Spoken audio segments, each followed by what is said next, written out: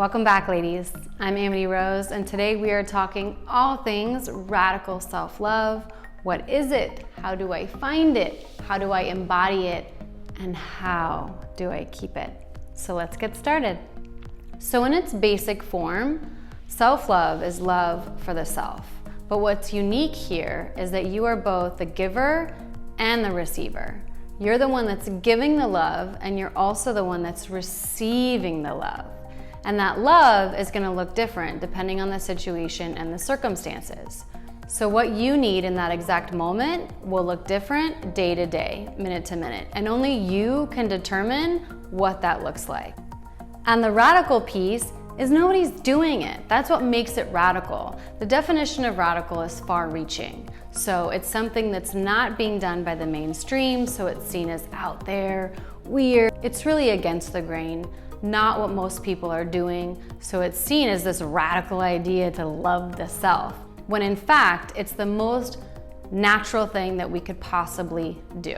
That leads me to number 2, how do I find it? This is one of the coolest things. You don't actually have to find it because it isn't somewhere. It's already within you. You are love. At your basic form, at your center, at your core, you are divine love. If you think about a newborn, what do they exude? Just copious amounts of love and grace and this angelic energy. We still have that.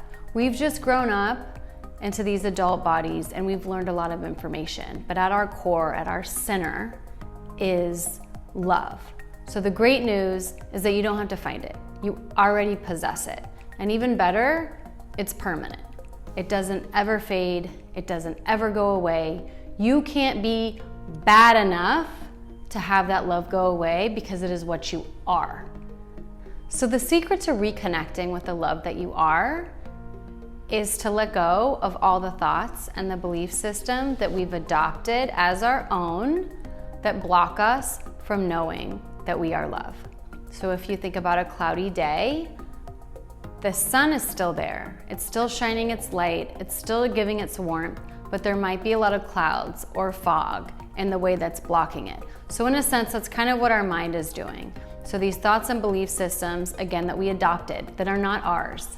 Looking at the newborn learns how to be a human. It's taught by its family, its environment, society, teaches what's expected of you as a human, what's okay, what's not okay, and then we structure ourselves around that. So really the magic is letting that go. What thoughts are in the way of you believing or you knowing that you are love?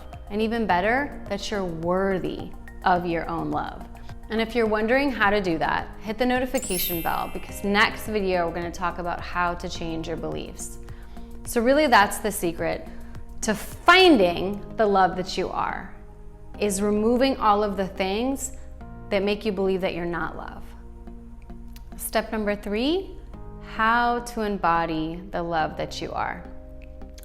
So it's going to be a long process, kind of unwinding and shifting these belief systems. However, there are a few key steps that you can take today that will help you reconnect with this love. The first one is going to be to take 100% responsibility for your life. This includes your actions, your choices, your behavior, your words. Own it. Because it's only in owning your life and your choices that you have any power at all. And this doesn't mean that you take responsibility for anyone else and their actions and their choices, but it does mean you are responsible for how you choose to react or to respond to what life gives you, through people, through environment, through situations. You're responsible how you show up. So that's going to be key. That will move you a lot closer to knowing the love that you are, is by owning who you are in your life, in your choices. Step number 2, stop making yourself wrong. This is the ultimate killer in trying to cultivate self-love.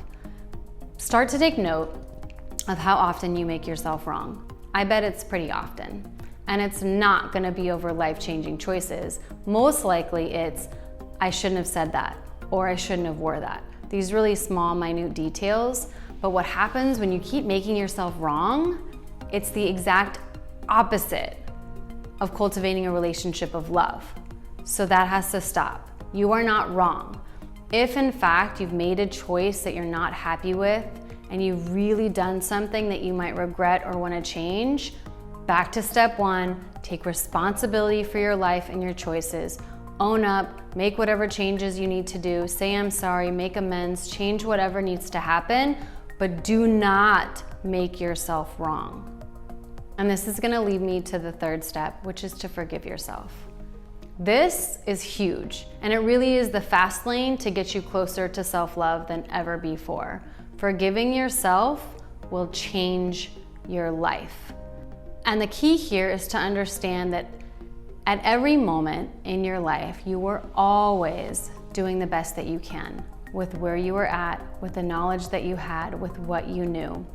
What tends to happen is that we look back from our present place on a situation and see how we could have done it better. But what we forget to realize is that in that moment, we didn't have access to the greater knowledge that we have now in this minute. At that time, we were doing exactly what we thought was best, even if it wasn't a great choice.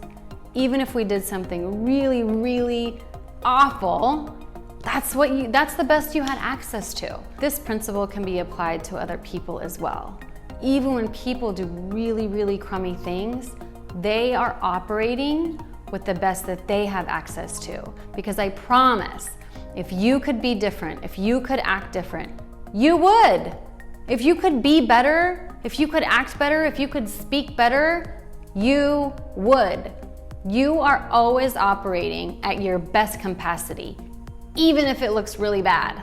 That's the best that you have access to. So you are worthy of forgiving, as well as everybody else. They are worthy of forgiving because they are operating with the best that they have access to. And this is kind of an elevated thought, so I understand if you don't have access to it, but it is the key to self-love, is forgiving yourself. This leads me to the last question: how do I keep it? So going back to what we talked about, it doesn't ever go anywhere. So instead of focusing on how to keep it, really what you want to focus on is how to keep the blocks away, how to keep the clouds out of your mind that make you forget that you are love. So that's going to be mostly thoughts and beliefs that you've had that probably stem back from childhood. Those are what is going to make up the bulk of your clouds. So it isn't a focusing on how do I keep my self-love, it's a focusing on how do I keep what blocks it away. And the other thing is, this is a relationship.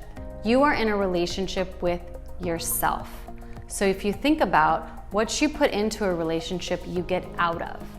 So the more that you practice any kind of self-care and self-love, the more that you make yourself not wrong, the more that you forgive yourself, the more that you take responsibility for your actions, this puts trust into this relationship with yourself. And this is a really great relationship that you would want to be in. You're both the giver and the receiver. That's the really unique part of this. When we're in a relationship with our children or our spouse or our friends, we take turns being the giver and receiver. And it's the same kind of element, but you are now both the giver and receiver. And it's the most beautiful part to give and receive to yourself. So remember, this is a relationship, this is a practice. The more that you commit to really cultivating this relationship with yourself that's based on love and trust and forgiveness and grace and kindness, the more rewards and benefits that you'll feel. And you'll be in touch more with the love that you are. And that will radiate. I'm sure you know people that just radiate love. They probably have a really good relationship with themselves. And it shows. People want to be around people that like themselves. They're a magnet. They're an attraction. So not only does it feel good to love yourself, other people want to be around you too because you love yourself. So it's really this wonderful thing. If you're having trouble knowing where to even start to forgiving yourself or someone else, check this video out right here. Go ahead and follow me on Instagram at @loveAmityRose for more body positive beautifulness, and I will see you guys next week.